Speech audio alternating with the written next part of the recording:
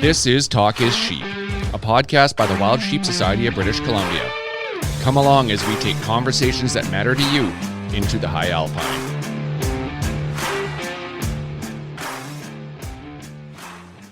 Middle of August. What? I got 2 weeks and I'm going to be on the mountain. Just stop rubbing it in. Yeah. I can't wait. It's been a year and I'm due. So we're recording this the week after Jurassic. We just wrapped that up yesterday, and so ton of energy putting that on. Such a great event. 56 anglers all across North America. We have people coming from the winners. Was Kevin Hurley, Vice President of the Wild Sheep Foundation, awesome. And his partner Anna Lard. They caught the biggest fish and had the most inches, so they also technically won that category. That's awesome. Good for them. Yeah. Event was awesome. $12,000 prize package. 119 fish caught over the weekend. Wow. So yeah, pretty phenomenal. Great time on the water and lots of laughs and a great fundraiser for British Columbia. The cool thing about Jurassic is that we bring people from all across North America. We sell teams at Sheep Show, whole bunch of places. Mm-hmm. So if you want to come check out Sheep Week, there'll be 2 teams there. One at the Life Members Breakfast and one on the Thursday night auction, I think it is. And it's just such a great event because we raise money for wild sheep at these local events. So Sheep Week, there's some Dallas Safari Club chapters have a team, SCI, and then the people come out to BC. We have a great tournament. It's all weekend long. It's we don't call it a tournament. We call it an experience. And what we're doing is we're raising money for wild sheep.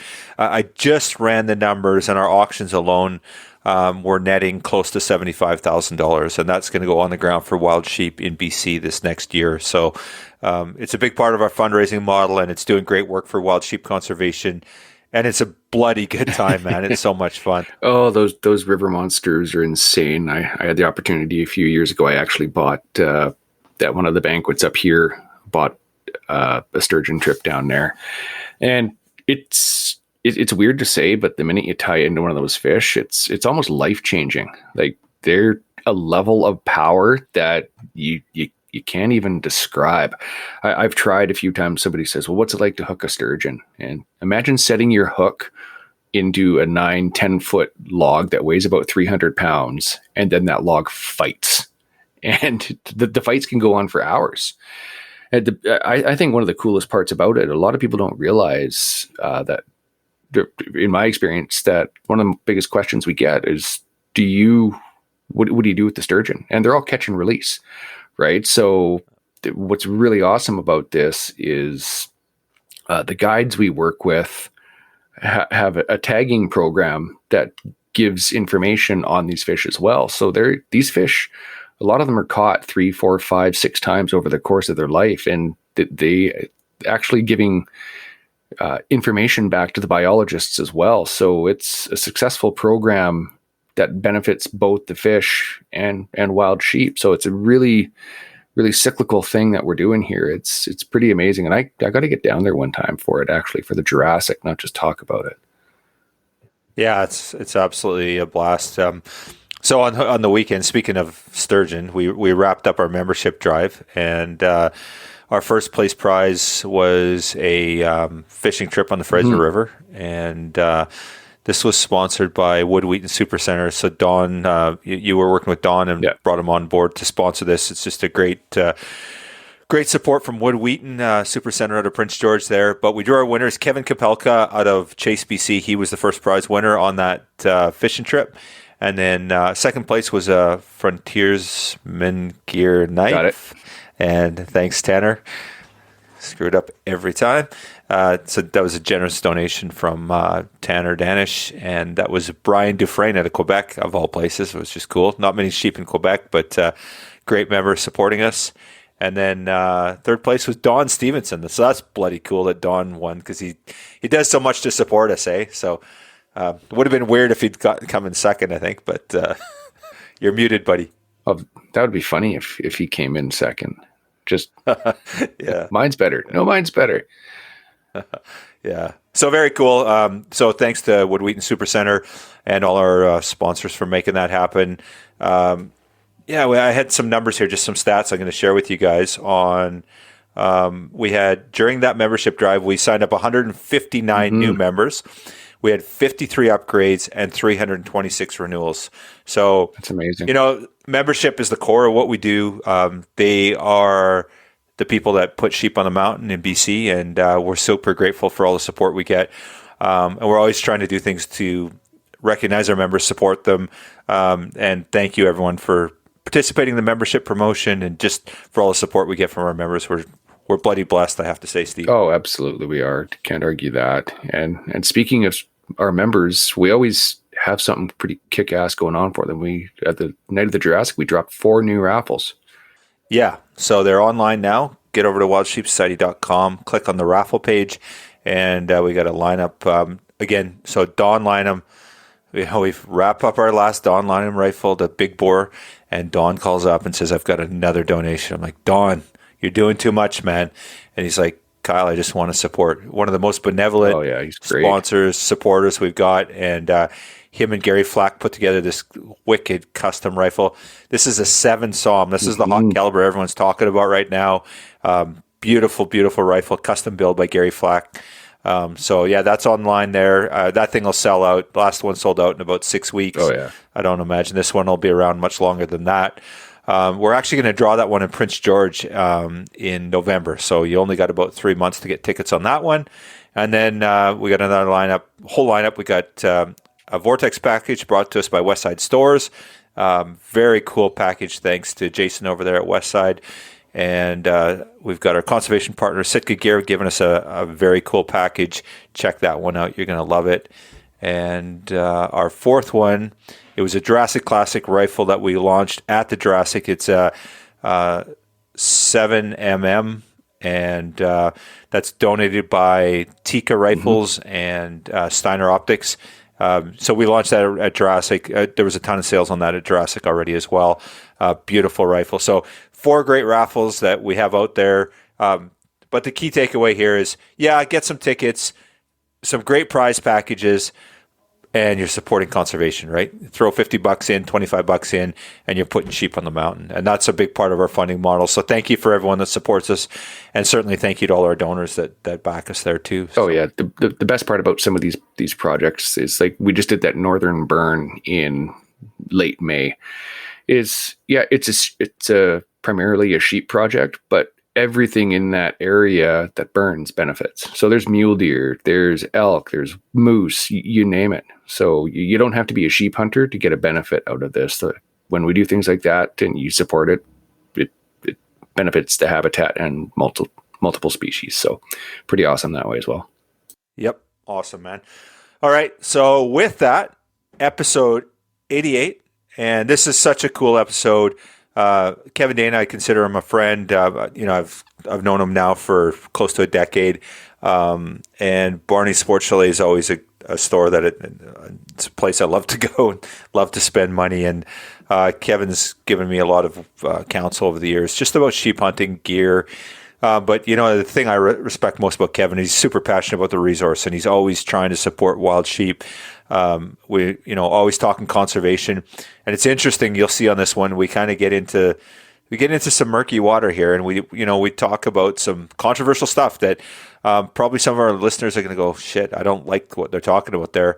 That's the stuff we need to talk about, right? There's some things happening in our community over this past few years that we need to have these dialogue.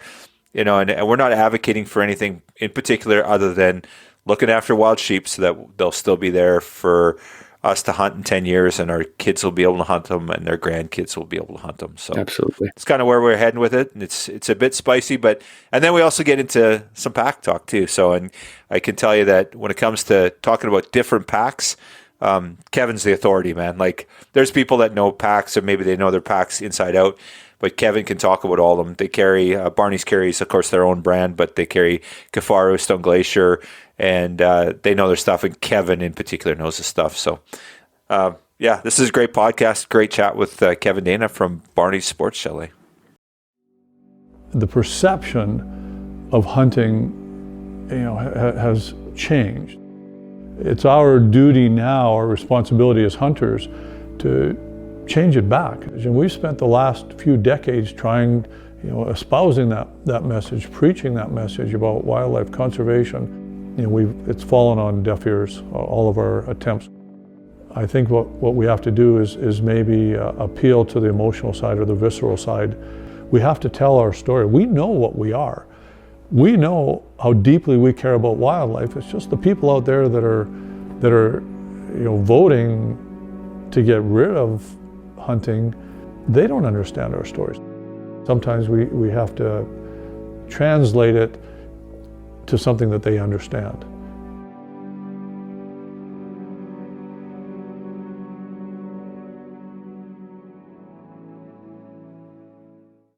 Kevin, Mr. Barney Sports Chalet, how's it going, man? Going good. How about you guys? Awesome. So, okay, tell me how this works. Here we are. It's August 16th. Mm-hmm. It's the middle of sheep season, and you make time to talk to us. We must be important. Yeah. It's funny because what I like to tell people when they come in this time of year, they always like to talk about how, well, wait, you're still here. Why aren't you out hunting? I do something very unique, and I let my employees go hunting before I go hunting. That way I don't feel guilty. So, I know. Okay, you're a very benevolent guy. You're kind, caring. I've known you for years, and I got so much respect for you. But I'm gonna call bullshit. I know the reason you let them go now is because the big rams are gonna be in the rut, and you're gonna be out chasing them. There might be a little bit of that. Although I will say, it's a gamble though, because if I wait too long, weather could come up and then I don't get to go at all. So that's the downside of waiting until the late season. But I do like late season hunting better than I do early season. Well, and you kill big shit all the time. So I guess there's a bit of a formula. Old shit, maybe. Old shit. I like old shit. Well, okay. So that's a great place to start. So I want to talk packs today, but let's talk about literally the oldest ram ever killed in the history of hunting in Alaska. Let's talk about that right now. All right. Well, yeah. Who did that? Okay, maybe it's not the oldest, but it's darn old. So you and I had this dialogue. This happened. Was it? It wasn't last fall. Was it 2 fall? Oh, that was last September. Okay. Yeah. So for our listeners, you and I, Kevin, we talk a lot. Like I used to fly through Alaska. I'd come into the shop and talk to you all the time. And we talk about issues in our world, right? Like, and one of the things we talked about was young rams. And that's a problem we're having in BC this past year. It's been an issue for us. And you're super passionate about old, mature rams. And so that's one thing I've always respected about you is you're always killing old rams, big bears, big stuff. So tell us about that hunt last year and about the ram, because it's pretty crazy and the whole backstory. Keeping it short, obviously, but all things aside, I kind of set out on this quest about 4 years ago.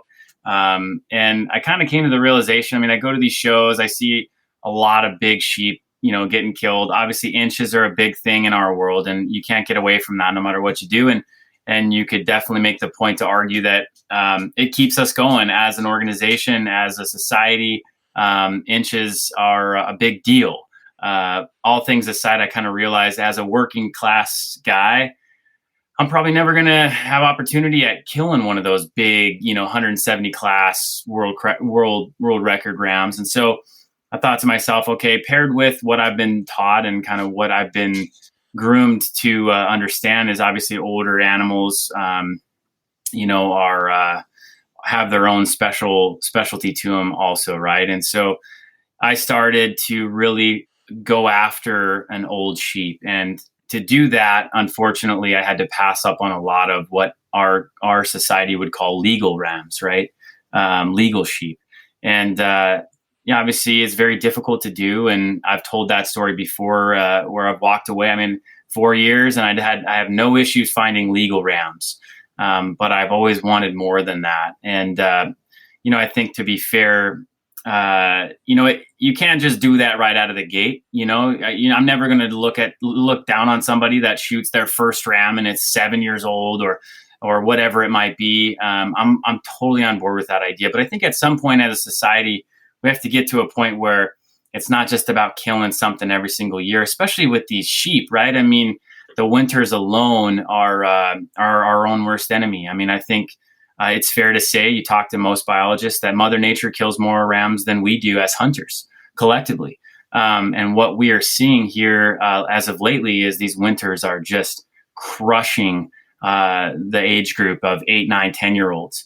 And those are our breeders, right? Those are the rams that, obviously do the most spreading of their seed and hopefully pass down their genetics. And so, again, I set out on this quest. It was a very difficult one. I mean, it's hard enough sometimes to sit in a tent for 10 days and be away from your family and justify being gone. But I always felt like there was a reason that I was put in this scenario to take on this challenge. And last year, full circle, I mean, the 5th year of the quest, right? I found a ram that the age rings were predominant, and you could not tell how old this sheep was.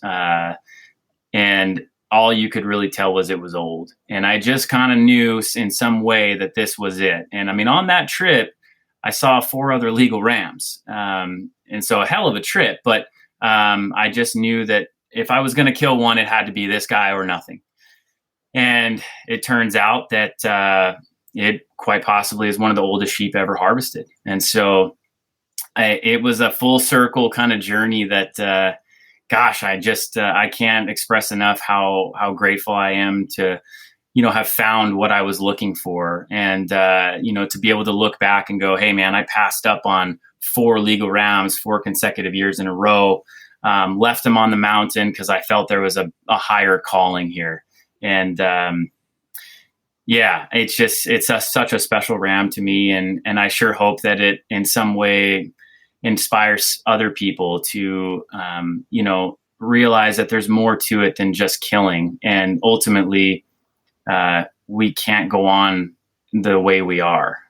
It's not stable. It's not sustainable, I think is the better word. And that's really what I think sheep hunting is all about, is finding sustainability so that we can enjoy doing this from year after year after year. But if it's all about killing, I don't think we're gonna be in that scenario for very much longer.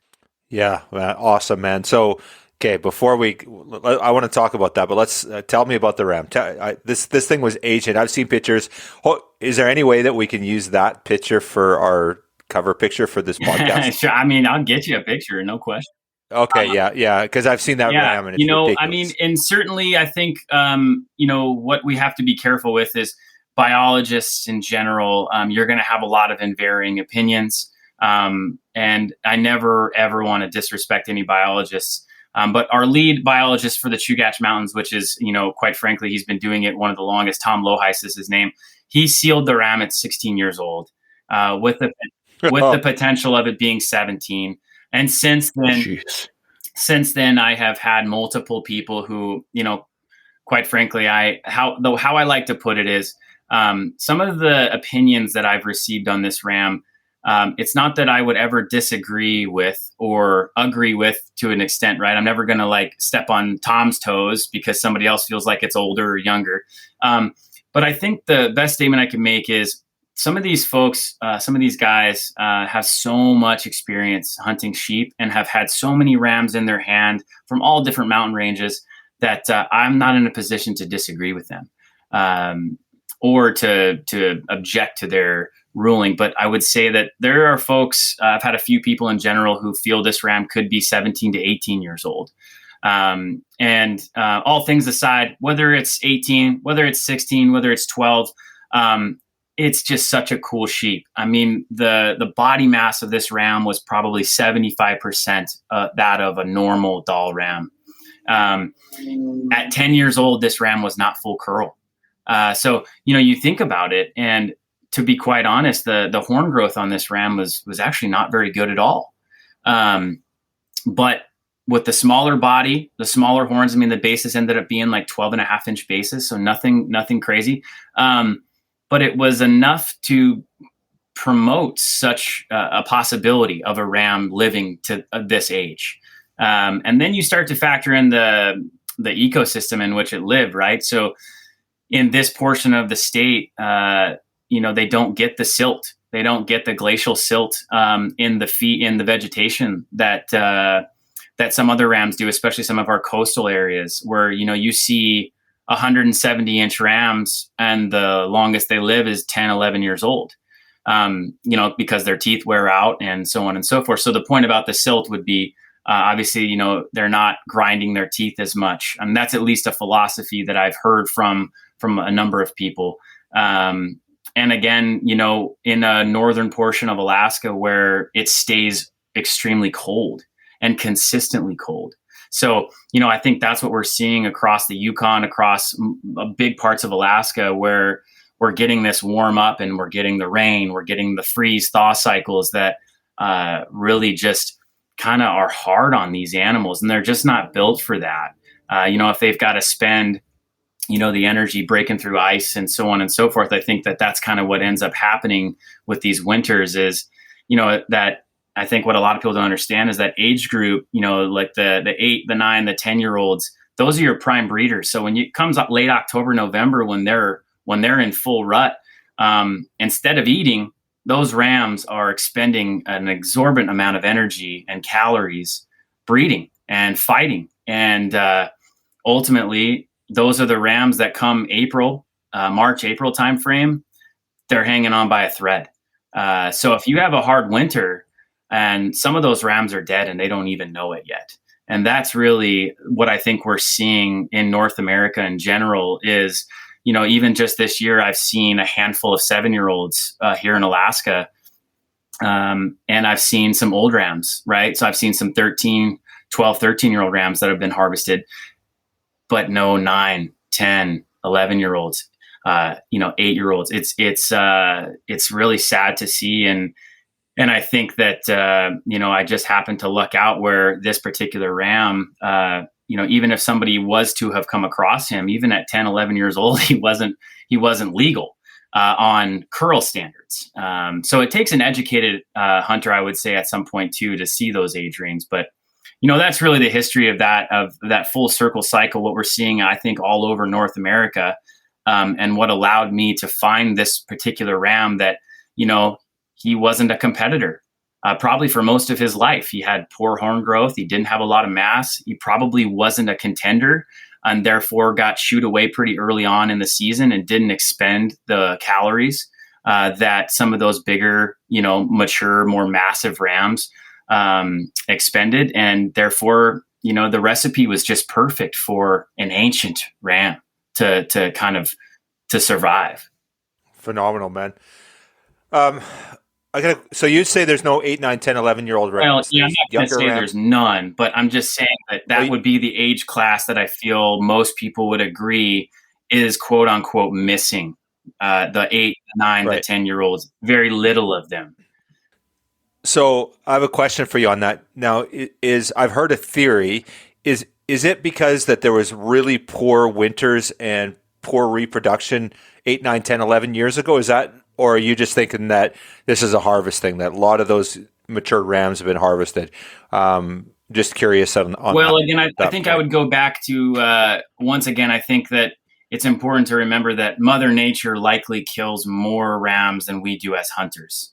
Okay, so I'm not going to say that us harvesting those rams helped the scenario, but I think that it's a compounding thing where this is where I feel about the only thing we can do as hunters is we can't control the winters. We can't control the breeding cycle. We can't control a lot of things, right? But what we can control is the harvest. And so, my issues are and again, I'm not a biologist, but I'm just from afar looking in on this. What I see is Mother Nature has, whether it's global warming, whether it's, climate change in general, where we're getting more of these warmer springs and then it freezes and then it thaws and so on and so forth. That's hard to know. But what I do know is if that is the case and Mother Nature is changing course and it's really hurting these rams, that's where as hunters, we have to step in and say, hey, we got to protect this age class, because then what happens, right? So let's say, as I mentioned, a lot of 7-year-olds are getting shot right now. You see that over in your neck of the woods as well, right? Why is that a big deal? Well, it's a big deal because those are potentially your breeders for the next 2 to 4 years. So they're the only thing left, is my point. So, and certainly I think when you start to think about, let's say, 6 to 8 years old is what you would call mature breeders, right? Somewhere in there, 6 to 8 years old, they start to mature, and maybe by 9, 10 is their prime. I'm not 100% certain on that, but the point being is just more or less that when that age class goes away, that makes it very difficult for the future. So if you're going to talk about looking 8 years from now, then we start to have kind of a questionable, like, are there enough breeders left to create enough population to where in 8 years we have a sustainable population, or what do those numbers look like? So it's tough to know. Yeah, all good points, man. So let's talk a little bit here about age and full curl. So obviously in Alaska, you guys are you have to be full curl. Regulations a little bit different for thin horns in BC. You have to be past the bridge of the nose or 8 years old to be legal or mature.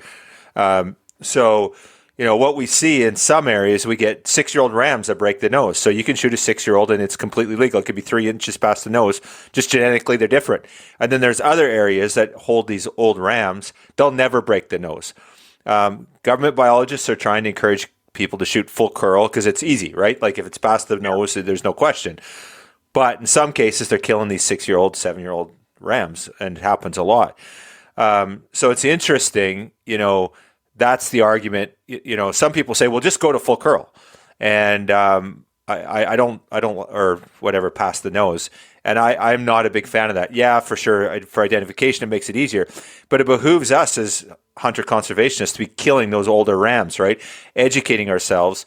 And again, there's a whole areas that you'd never kill an old ram because they're not even past the nose, right? So, that's where this age and educating yourself thing is so important. And I love it when we come into the shop and talk to you. That's something you're always that's something you advocate all the time, right? So it's interesting that we see that in Alaska, do you guys get 6, 7-year-old rams that are full curl and they're legal, but they're not? And I mean, I'll tell you a little backstory too. I mean, one of the reasons that I went on this, I kind of came to a realization of things, and I decided to kind of put myself to the test and really go after an old ram was, I killed a ram in 2019. No, I guess 17, 18, somewhere in there. And he was 40 inches and 7 years old. And I don't know what it was about that ram, but it really did not sit well with me that I had shot a 7-year-old.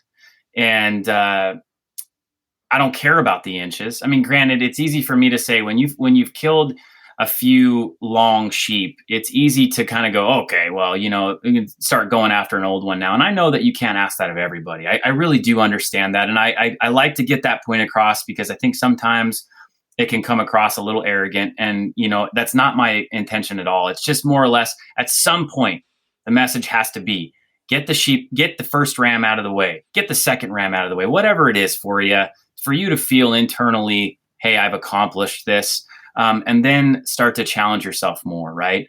And so shooting that 7-year-old really kind of opened my eyes to the idea that, oh my goodness, I need to do more as a hunter to look at this animal. Now, you can't ask somebody to walk away from a 40-inch ram. You just can't do that. But I think all you take that scenario out of it and just the bigger picture of, what is the first thing that anybody says when they shoot a ram? Well, how long was it? Well, give me some measurements, right? Well, how old was it? Right? That's the question that needs to be asked more often, in my opinion. But to answer your question, yeah, I mean, there are some, there's areas everywhere I think that sheep inhabit where there's going to be genetics that promote younger sheep that have just great growth, big bases, that, you can't turn your nose up at somebody for shooting one. But you talk to Fish and Game here in Alaska, and I think that it's a very difficult scenario for them because the full curl regulation kind of, full curl, 8 years old, or what we would call double broomed or double broken, in general encompasses, let's say, 90 to 95% of what we would call mature sheep. But there's always going to be that varying, genetic that just kind of promotes a longer ram or whatever it might be that is younger. And that's an anomaly that I don't think you can't create anything to fix that problem. But I think that, what we're going to have to start looking at here in Alaska potentially is some kind of a reward system for age, and or potentially, a 1 every 2 or a 1 every 3 or a 1 every 4 years, just so that we can start to make people more selective, and we can start to make people understand there's a big, these animals are not around every corner. And the way that we're going, it's going to get progressively harder and harder and harder if Mother Nature keeps doing what she's doing, which again, we cannot control, but as hunters, there are things we can control. And I think that, having conversations like this is a great start. As you and I have had many a times, you're not going to get through to everybody, but hey, if one person challenge themselves, hey, I've got 2 or 3 sheep, I'm going to look for a unique one. I'm going to look for an old one. I'm going to look for something I don't already have, instead of this narrative of, oh, how many sheep do you have? How many sheep have you harvested? I've always been a quality over quantity type of guy, and I'd like to think there's more people like that. And I sure hope there is. Yeah, for sure. And it's interesting, anytime you start restricting opportunity, people start getting antsy, right? For sure. But I'm hearing more of that in BC here too, 1 in 5, 1 in 3. And that was some of the proposals. We just had an area that was general open season that went to a draw system, LEH, we call it in BC. And, that's one of the things that came up. We'll put them on 1 in 3 or 1 in 5. And the bio said, well, 1 in 3 does nothing, because most guys don't, there's not enough guys that kill more than 1 ram every 3 years to make a difference. But that's one of the things we're hearing is you shoot an 8-year-old ram. Well, you can, maybe take a year or 2 off. You shoot a 9-year-old ram, you get less time off. You shoot a 10-year-old, you shoot an 18-year-old ram or a 16-year-old ram, you get to go hunting next year, right? You shoot a 6-year-old, you take 10 years off or whatever. So definitely promotes the age thing. And at least we're talking about it. We're getting people thinking about it, that age does matter, right? So I think it's a good thing, but it's, these are tough discussions, right? But the problem is there's people out there that are out there killing 6-year-old, 7-year-old rams every year, and they just go back and do it again and again, and it's legal. So how can I guess we can give them a hard time, but it's legal. I'm with you on, I never want to make it seem like I want to take away even my own opportunity to hunt rams every year. But here's what I think. What I think the bigger picture is just because you don't have a tag in your pocket doesn't mean you can't hunt sheep every year, right? The way I was taught to hunt sheep, the actual harvesting portion is just a small percentage of what the actual hunt is, right? I think anybody that's done that 8 to 10 day grueling backpack trip, you're eating Mountain House every day, you're living in a floorless teepee tent, whatever it is, you're wearing the same pair of socks, you got the camaraderie. Who's to say you don't have a hunting partner and it's his turn next year? Or if you got a group of 2 or 3 guys that want to go hunting every year, we can still enjoy the essence of sheep hunting. But that doesn't mean that all 3 of you got to kill every year. You know what I mean? I think that there's more to a sheep hunt, and there really needs to be more to a sheep hunt than the killing aspect of it, or else we're going to continue down this road until, we're sitting here talking one day and it's all draw, or, it's kind of like Montana or some of these places where it would be a lifelong dream to harvest one of these things. It's easy for us, right? We live in places where we can hunt sheep every year. And I think because of that, it's our responsibility to at least bring to the forefront some ideas to preserve that, especially again, when we start to see some of those factors that maybe weren't a factor 10 years ago. We didn't have these hard winters 10 years ago. When Mother Nature starts to change course, we have to change course too. We can't just continue to say, well, I want to hunt sheep every year and I want this and I want that. I agree. I love sheep hunting. I love going. And I would be, if all three of us here were hunting buddies and, Kyle's up this year, we're going to split that ram up. We're all going to, roast a tenderloin over the fire, and we're going to have this memory locked in our memories for years. And guess what? Next year, it's my turn, so on and so forth. What's wrong with that? I don't understand where it came down to this. They're my sheep. I have to be able to hunt them every year. I personally feel like because we live in these places where we have this vast opportunity to hunt them every year. That's why it's so important that we be the people that step forward and say, hey, we got to do something to preserve this right. And if that means we have to cut back a little bit, and if that's what's best for the sheep, let's do it. I don't have a problem doing it. Yeah, that's such sage advice. And, I think the takeaway there is exactly what you said, is that, sit there and do nothing, and then we're all on a draw system, and you're waiting 20 years for that draw of a lifetime, or a lifetime, and you never see it. And I think that's something we have to take seriously. I honestly think it's a threat here in BC. I think, like you said before, it's probably a threat in Alaska. And I think that, some of us take it for granted, and we can't. Sheep hunting is a privilege. It's not a right, and it can go away tomorrow. It truly could go away tomorrow if we don't give it the respect it deserves. Heavy shit, man. Yeah. Wow. And we're going to talk about backpacks. Yeah, we got all the tangents. This seems to happen every time. It does, and how many times have I come into the store and it's been kind of a quiet day? It's not your peak season. We sit there and talk about the shit that's happening in our world that's really relevant. And, how can we make things better? What can we do? And, there's been lots of times, I've sat there and then you're like, I'm writing a letter. And, you send a letter off to Fish and Game, or maybe it's the foundation. And, and it's great that we have these conversations, and it's great that we think about it and talk about it in dialogue. It's so important. So, yeah, cool. What other problems are we going to solve tonight, Kevin? Bro, I don't know. And the reality would be is, once again, I like to, we could end with, giving our, especially here in Alaska, I got to give my Fish and Game a little bit of credit. I'd hate to ever see, this come across the wrong way. I know these guys are doing everything they can do. And especially, Alaska's big, right? But look at the country that you guys live in, where, you just simply can't survey some of this stuff, right? You just simply can't. Mm-hmm. And I understand that that's a vital aspect as a biologist, is being able to put your thumb on what are we dealing with number-wise. So I think they're doing a pretty good job. And I think that, the part of it that really sucks is the political aspect. You've got guides, you've got outfitters, you've got air taxis, you've got resident hunters, you've got non-resident hunters. You've got a lot of moving parts here. And, I think my main message is just not necessarily that it's Fish and Game's fault, or that they're doing anything wrong. It's just that I think collectively all those groups need to come together and do what's best for the sheep.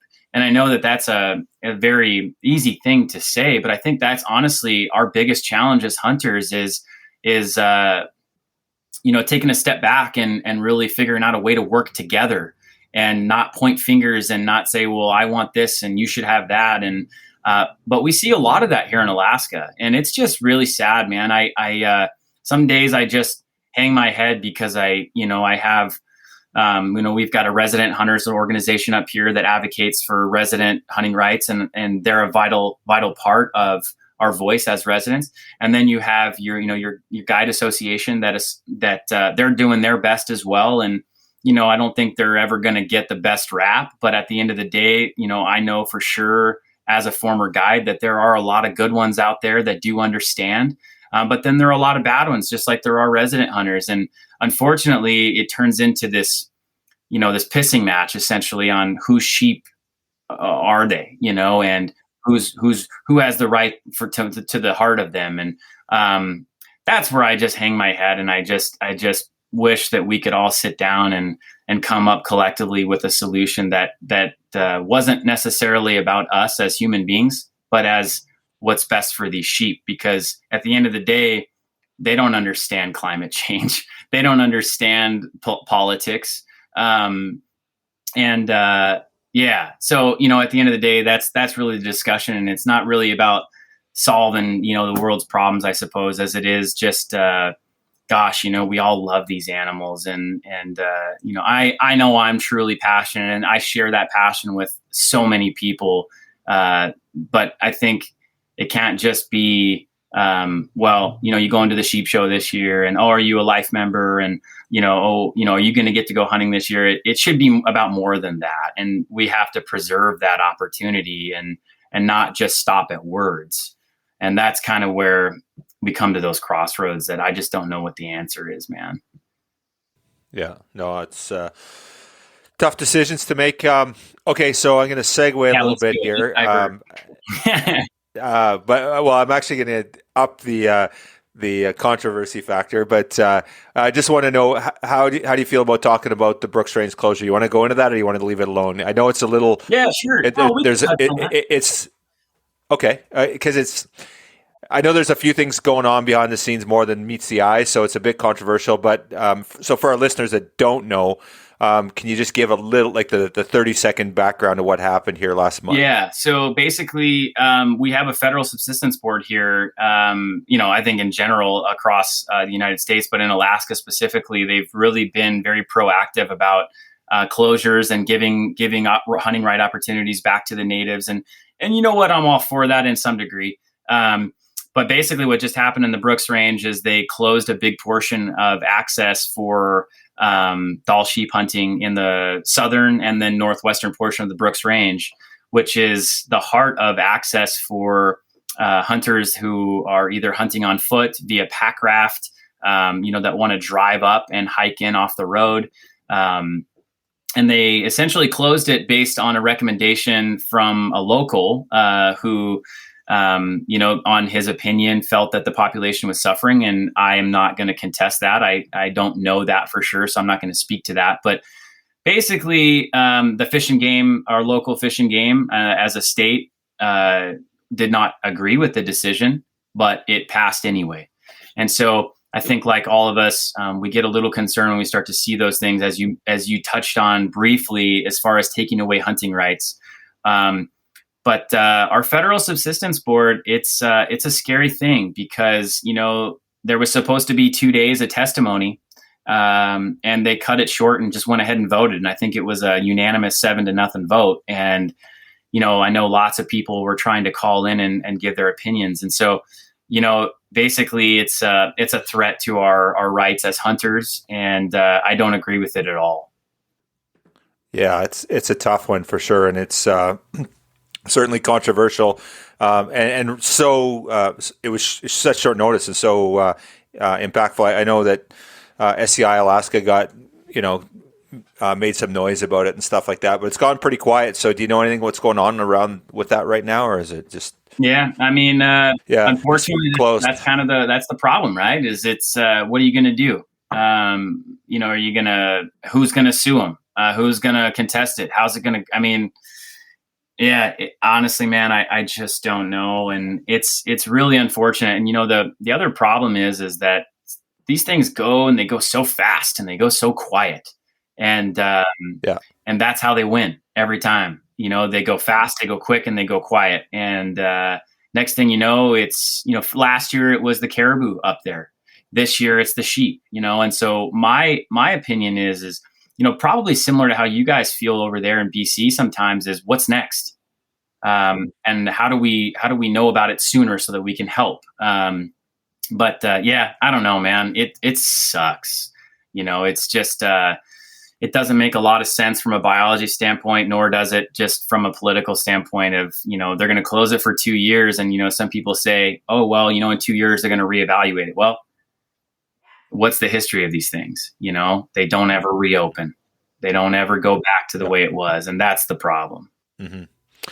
Yeah, it's so funny that the issues, I talked to you about your issues in Alaska, and we have similar ones in BC, and we've got a similar issue going on over here, and it just, closures and just, we'll do it for a year or two. And anyway, so lots of parallels there, and we'll leave that one for another day. So Okay, cool. So we originally were going to talk packs, but this actually got spicy and was good. But so let's do that anyway. So let's jump into the pack thing. So, okay, what kind of spawned this is, we talk about gear, and there's absolutely no question that you're the gear expert.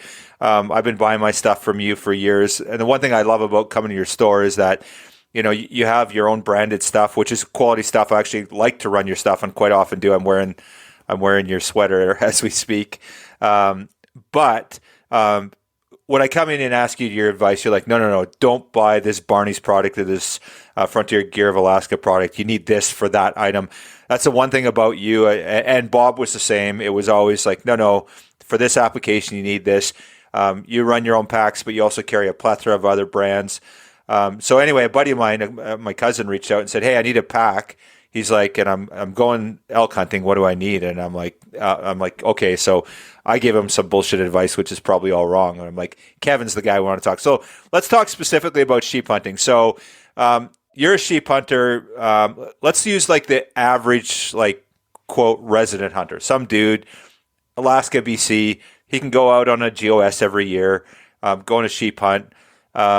Are you sending guys out to buy him external frames, internal frames? He's probably going to hunt caribou next year, year after maybe moose, the year after that probably sheep again, or maybe sheep every year. What is a guy like that? What's he looking for? Yeah, and I think that's an important question, right? Or important part of what you just said is it's not necessarily just about that particular hunt that you want to evaluate, right? I think, sometimes I have to take a step back too, because I've got the option to do anything, right? And certainly biased. But all things aside, I think it's important, if you really want to be genuine, to really find out what kind of hunter that person is. There's no right or wrong answer, right? I mean, especially here at Barney's, we carry Kafaru packs, we carry Stone Glacier packs, we obviously make our own packs. And those are arguably three of the top brands in the industry, at least as of today. And it's not about me selling our product. Like, if it's about that, then I'm in the wrong business. I'll walk away. Right. So I like to evaluate the hunter and figure out what's going to be the best bang for your buck, both from a financial perspective and to encompass who you are as a hunter and what you plan on doing. So yes, you have this sheep hunt in front of you. I'm on board with it. Okay. What else do you do? Well, I live in Southeast Alaska. I hunt deer a lot. I hunt goats a lot. Well, okay. In my head, the gears are turning, right? And honestly, if I'm going to go down to Southeast Alaska and hunt goats or deer, I'm not going to take a Barney's pack. And there's a big reason for that. And that's because Barney's packs definitely are a little bulkier. They're a little bit heavier, but most importantly, they're dealing with a lot more brush.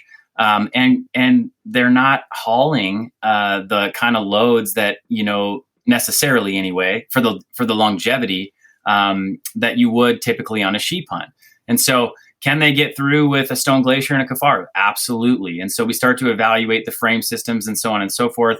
Now, at that same point, if somebody says, hey, I'm a big moose hunter, but my buddy invited me on this sheep hunt and I need a new pack. Okay. Wow. They're moose hunting and sheep hunting, they have some similarities. I think people think that moose hunts or, hauling big moose quarters is some of the heaviest loads you're going to carry. And I don't disagree with that, especially from an awkward perspective. Can a Stone Glacier or a Kafaru pack carry a moose quarter? Absolutely. It's not really about whether the pack can do it. It's about how it feels when you get that big load on there. So the best way I could put it is after evaluating people and kind of what's going to be the best pack for them. If they can buy one pack, what's going to be the best pack for them, broad spectrum? Because they can all do it. But I think the argument really comes in when you start to talk about if you're going to be carrying a big load for a consistent amount of time. So if you're going to be, if you're, think of it as in a pie graph, for example, like what's your pie graph? If this particular sheep hunt is just a sliver of what you do and the rest is, hey, I'm going to be carrying 40, 50 pounds max. We drag our deer. We have four-wheelers. We have boats. We have airplanes. I really don't need to be able to carry 100 plus pounds consistently. Okay, well, a Barney's pack may not be the best pack for you. And so I think the big thing I'm getting at is just evaluating the person and their end use. where our packs really come into the market is when you're carrying 80 to 100 plus pounds consistently. That's why you're going to see guides up here running them.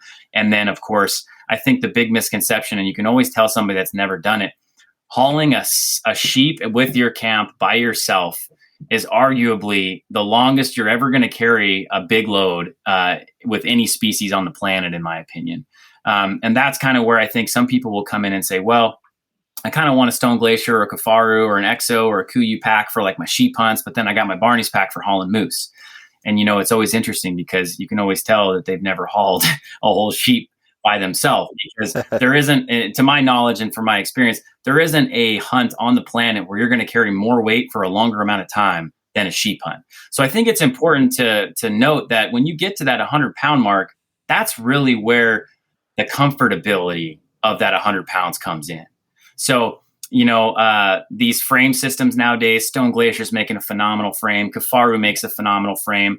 It's almost like trying on boots. I personally feel like fitting packs and trying on boots is so similar because everybody's foot's different. Everybody's back's different. Everybody's torso length's different.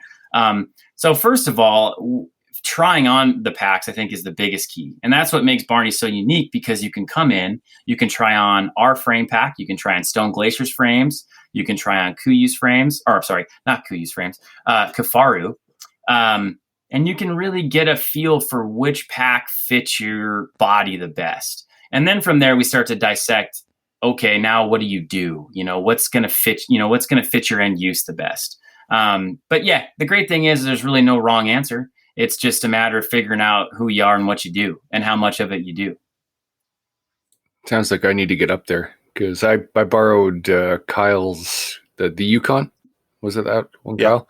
that's right. And I ran it here for about a month and a half for just some practice hikes, and I could not get it to fit on me for some reason. Yeah. Kyle came up, and Mike, his buddy, came up, and they just couldn't get it to sit on me for some reason. So I definitely got to and figure that out. That's a great point. And I think it goes right into my point about,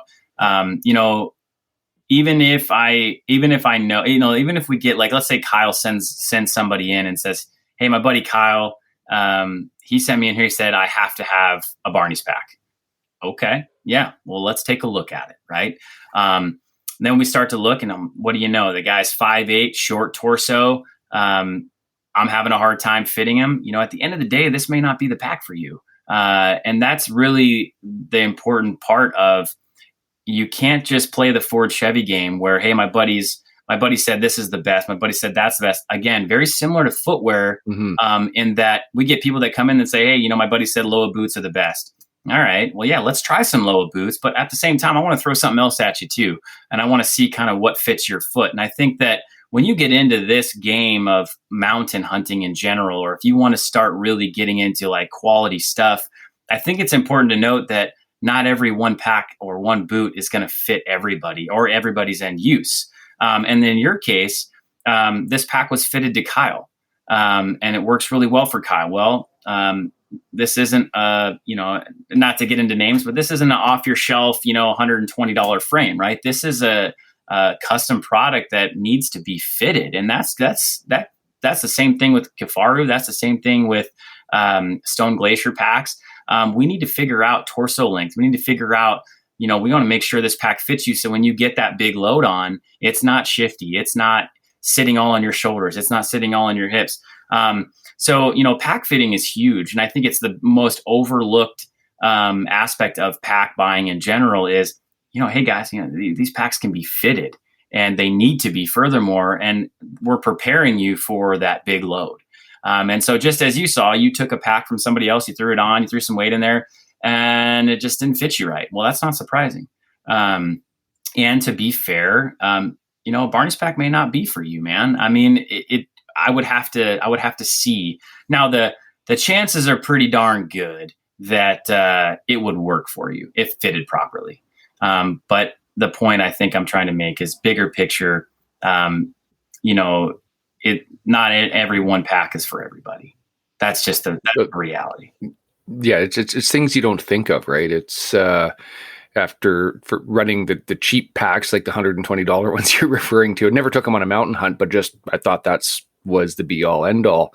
And putting on, like, even when it didn't fit me quite properly, the Barneys, it was night and day compared to some of the cheaper ones. And it definitely would be interested in getting one fitted properly to do this. And yeah, definitely got to make it up there.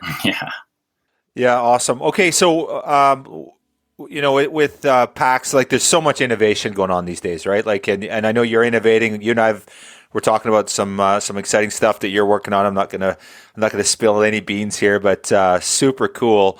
What some of the stuff that you're talking about doing, and you guys have always been innovators at Barney's for decades now. Any innovations or anything coming out right now that are particularly exciting? With any of the general, like, I guess the three ones that you guys carry, or what, anything that we should be watching for there? Oh, well, yeah, like you said, I am working on a couple things, and if anybody that's been watching our packs, I was handcuffed for a long time on being able to do some of the things I wanted to do, and the cuffs are off, and so.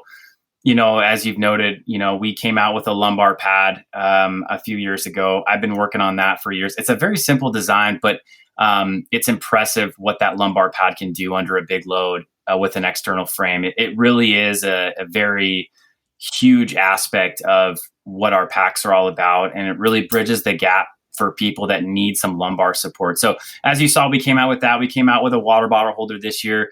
We're working with some new fabrics, but within our own realm, I think it's important to realize that, Bob was a really big part of kind of grooming me to this train of thought. And that's that, nobody's really reinventing the wheel here. Right. And I think it's important to note that. And it's, you can make the wheel better. You can fine tune it. But at the end of the day, when you start to get too far out away from your original ideas and concepts, that's when you start to see problems. And I think that that's the great thing about Barney's is, a lot of our gear, it stays similar. And I think that sometimes we even get a bad rap for that. Well, your packs haven't changed in, 20 years. Okay. Well, is it causing you problems, or, what are we missing here? Well, nothing really. I just, you guys aren't really doing anything new and techie and sporty. And I'll tell you that, one thing that you don't see from us is what we are doing on the back end of things. I mean, I have experimented with Cuban fiber materials. I've experimented with lots of other sailcloth and laminated fabrics to try to lighten up things, to try to go that direction of being more competitive with some of these ultralight packs out there. And what you don't see is the huge failures. And a lot of people think that we're not up with the times. We're not working with these fabrics. We're not trying to do what some of these other companies are doing. And I can tell you, we are, but I'm not willing to compromise the reputation of the pack just to lighten it up. And I send these packs out. I have 2 packs out right now with some fabric that I think potentially could be a huge game changer, but it might not work. And I might be right back to the drawing board. There's a lot of fabrics that some of these companies out there are using. And in some ways, they're very innovative and they are lightweight and some water resistancy to them as well. But at the end of the day, again, it's very tough to beat what we've already created and what a lot of other pack companies are using in the sense of 500 Decor Dura or 400 Decor Dura. I mean, certainly you can get into some of these lighter weight fabrics and save weight, but what's the longevity? And so we are doing a lot of that behind the scenes. And I think that we get a bad rap sometimes because we're not publicizing that. And quite frankly, I just don't like to publicize failures. And if I'm going to make a change or if I'm going to add a product, I hope that people understand that because we've added it and it's out there, it's tried and true. It's not a test experiment. We send these things out with guides who are putting 10-foot brown bear hides in their packs and flopping them down on the ground and slamming them down. And if they can't pass the test of, a guide doing 4 to 5 sheep hunts a year and some goat hunts and some bear hunts, then we're just simply not going to release it. And so, I kind of got off the question there a little bit, but as far as innovations go, there's a lot of cool stuff going on in the industry, no question. But I think the bigger point is you don't want to be, when you're going to spend $600 to $800 and potentially even north or south of that, whatever you'd want to call it, sometimes I think the old fashioned tried and true is the way to go. And I think that's kind of where, you see this full circle where guys come back to Barney's packs over the years. They leave and they go try something new. And, I think in Alaska, in your guys' neck of the woods, it's so much different than the heart of the industry. The heart of the industry, it is not a great reflection of what we experience in up here in Alaska or in your neck of the woods, where guys are consistently putting 100+ pounds on their back for long periods of time. That's just not the game. I mean, one guy hauling out an animal all by himself, that's just not typical of the Midwestern or Northwestern states. And so, once again, I think from a pack perspective, that needs to be said. I think that people need to understand that there's a reason why we're doing the things we're doing. And there's a reason why a lot of people use Barney's packs, both here and in Canada. And it's not because we're the lightest. It's not because we're the techiest. It's not because we're out there, trying to make the lightest pack. We just want to make a pack that's functional for the hunter that is actually out there doing those things. Yeah, for sure. And, you talk about field testing and all that sort of stuff. Was it a decade ago, major pack manufacturer came out with a super kick-ass lightweight pack, and the frame just kept failing like significantly. And there's a lot of guys that were screwed in the field. And, so that's the sort of stuff you're dealing with. And that's the one thing with you, lots of times you're like, yeah, I'm prototyping this, but, you talked about the stuff that you're doing right now behind the scenes, but there's no way that that's going to go to the market until it's tried, exactly. Been through a season and failed, and then off you go. Right. Exactly. So I had a buddy of mine, Matt, he's from Anchorage, and he'd gone brown bear hunting with a Barney's, and he was up there. He ended up going solo. His buddy ended up, I don't know, something happened, and he went solo, killed a brown bear, got it in the pack, and started heading down the hill. And about halfway down the hill, he's just fucked. He was done. He was just, so he dropped the bag, and he was, there was some weather, and he was just worried, and he literally drug the bear off the mountain. It was on the ground. He had no energy. He couldn't stand anymore. So he just drug, there was snow, and he's like, well, there's $700. I'm buying a new pack for my buddy. It's like, there's no way.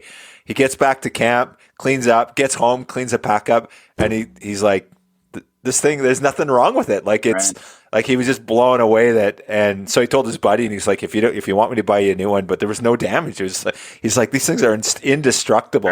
Certainly. There's a lot of stories like that, and it's always fun to. Obviously, we don't suggest that you do those things, but I think that again, I have to tread lightly here because I do value the relationship I have with Stone Glacier and Kifaru both, and I personally do feel like there is a huge market for those packs. And I think most importantly, the fit aspect, there's always going to be different body types and things like that. And people that just from a full circle, what there is on their agenda on an annual basis, those packs might be best suited for them because they are making a hell of a pack. And I think that if you start to look at prior to Stone Glacier, prior to Kifaru, what was there, right? I mean, you had, I'm not even going to go into the brand names, but I think we all know, I mean, there really wasn't a lot of great options. So what Kurt has done, what Aaron Schneider has done with those companies is phenomenal. I mean, they have really opened the door for the average hunter that maybe he just isn't carrying those big loads consistently, or just in general likes the fit and the overall aspect and the accessories and the modularity of those packs. As an industry, we are so far ahead of where we were even 10 years ago. So it's important to note that there are a lot of good options, and I would have this same conversation to anybody that called here, that emailed me, that I ran into down at the show. I am very unbiased, and sometimes I think it's like the bad businessman in me, because I'll just flat out tell someone like, I don't think a Barney's pack's for you, or whatever it might be. And maybe you should go this route. Maybe you should go that route. Go talk to so-and-so. But they certainly have their place. And I think that overall they should be a consideration, as old school as they are in terms of overall design. We really have done a lot over the years, innovation wise. I mean, we've added straps here. We've changed buckle tensioners here. We've, added some accessories. We've stuck to the guns on the 500D from a durability perspective. And then time in and time out, you look at what these guides and outfitters are using and what some of these serious guys are using, and it's hard to ignore the abuse that they put these packs through, and they just keep going. And so, Bob really did a huge solid for me, obviously laying the groundwork on those packs. And I'm just carrying the torch, man. I'm trying to make them a little bit better here or there. But at the end of the day, it's not my design, but I used a Barney's pack long before I worked here. And I'll be using a pack, one of them for the rest of my life, no question. As long as I'm able to hunt, I'm going to be using one for sure. Awesome. So you're telling me the Everly Stock J34 I used the first. Hey, I didn't say you said exactly it, not me. I don't want to get in trouble. and nothing against Everly Stock, but I can tell you the J34 is not your ideal sheep pack. I'm just saying. So maybe it is for like a one-day hunt. I don't know, but I can tell you that last day with my ram on my backpacking out, it was fucked. Well, and that's a great point, right? I mean, at the end of the day, you live through experience. And I think that the most important thing that I tell my salesmen and my guys that I have working for me, and I try to remind myself even, is, we'll get a young guy that walks in, and you cannot fast forward that person's experience to where you are today. And so oftentimes we'll get somebody that comes in and you can tell they're on a budget. You can tell that, maybe they're a younger guy that's, working through in terms of what he can afford. And they'll, start breaking it down and go, okay, what do you got? All right, well, I've got an old, Everly Stock, or I've got a, whatever it might be. He's already got a pack that, can it do it? Yeah, it can do it. It's not going to be fun. But what he doesn't have is a good pair of boots or a good tent, or good rain gear, right? And so you have to level with them and say, here's the deal, dude. We don't all start at the top. You've got some Danner pronghorns. You've got your Everly Stock pack. You've got your military rain gear. Go out and do it. And that's how we learn. And just because we only sell top end gear doesn't mean that we're going to treat somebody in a way that, pushes them away from us, or, makes them spend every last dime that they have in their pocket. I think that's an important part of, as you mentioned, how did we get to this point? We got to this point because we went out and put a full sheep in an Everly Stock pack, or we, wore through a pair of Danner pronghorns on one trip, or, whatever it might be. That's an important part of how we learn. And not everybody starts at the top. So I think as a hunter, as a person who is looking to invest in a backpack,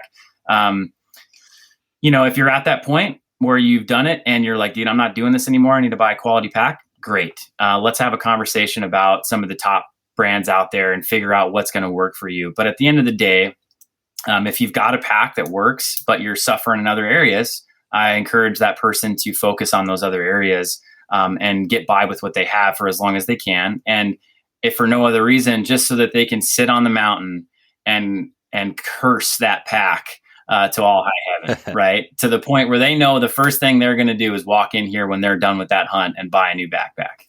Yeah. Yeah. Well said. Yeah. It's all about priorities, right? So, okay. So we're getting long on the call here, but one last thing. So Stone Glacier came up with the Terminus 7000 this year. All uber lightweight, pretty cool pack. What's the feedback on that? Super sweet looking pack. I've had it on us several times. I've never hunted with it. So what's that thing like? Yeah, I think at the end of the day, it's for a particular style of hunting and a particular scenario. The fabric itself is something to pay attention to. I think you're going to see a lot more companies. I'm not going to say anything more than that, but you're going to see a lot more companies using this. It's a new form of sailcloth.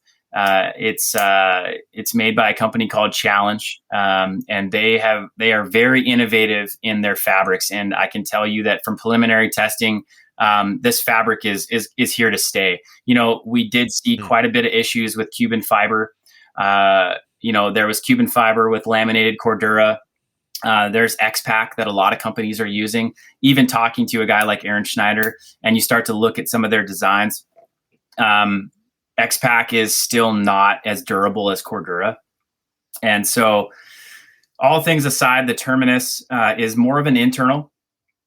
So you're going to have, more straight stays. But all things aside, Sorry, I got something in my throat. But yeah, it's a heck of a pack, 3.5 pounds or something like that.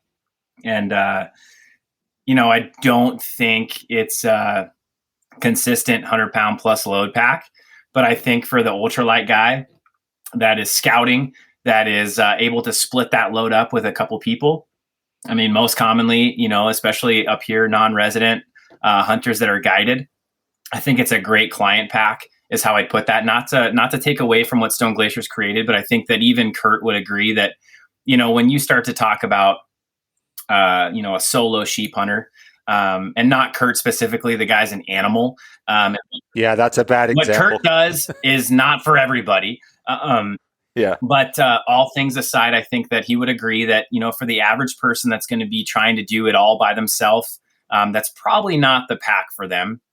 But all things aside, the fabric, the innovation and the stays that they've created, it actually is a very interesting concept. And I think it's going to do really, really well once it catches on, especially in those Midwestern and Northwestern states.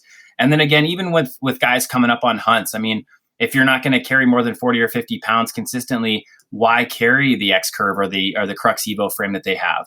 Not necessarily a necessity. And I think also what they found was, we see it a lot up here, is that load shelf concept with the X Curve and the Crux Evo frame. Guys are finding that it's a little more difficult to use and a little more time consuming than maybe they bargained for. And so they're throwing everything down inside the bag and not using the load shelf. And so what they wanted to create was a bag that catered more to that person that could do the big loads, but was not, wasting the frame itself, carrying all that weight, that extra weight for nothing. So very innovative. I think it's going to do really well. Yeah, right on. I know a buddy of mine picked it up this season, and he's already back with no sheep, so I guess he didn't really get to test it out. But yeah, funny that you say about Kurt there, right? I was listening to one of his podcasts, and they're like, well, what do you take for fuel? And he goes, I don't take a stove or don't take for fuel. Well, what do you eat for your 2-week hunt? And he's like, I just take green belly bars. That's all I eat for 2 weeks straight. I was like, the guy's a machine, right? Yeah, just a different animal. Yeah, not a great example. I mean, he's like you said, not a great example, but he is an animal, and I think it's important to note that there's more than one way to do things, certainly, and I think that Kurt offers a very unique perspective, and I think that shows in a lot of their innovations that they do. Is there's options, and I think that's what they created, was another option for the Stone Glacier followers that maybe just don't need the load shelf concept, where they're really having to carry those big loads and spread things out. Mm-hmm. Yeah. Awesome, man. Well, hey, I've taken enough of your time. I know you stayed after work. Your family's at home waiting for you. You got the 3 little kids that are just amped up to see dad. And so, Kevin, I can't thank you enough for all the support you give the society, all the support you give our industry. And honestly, the most important thing I think that you bring to the table is just you're always an advocate for wild sheep. I don't know anyone more passionate and more willing to roll up your sleeves and get after it, whether it's with donations or time or whatever the case may be. So I can't thank you enough, man, and appreciate you taking the time to talk to us again. Yeah, I appreciate the opportunity, guys. And great talking with you. Awesome. We'll do it again soon, I hope. All right. Sounds good.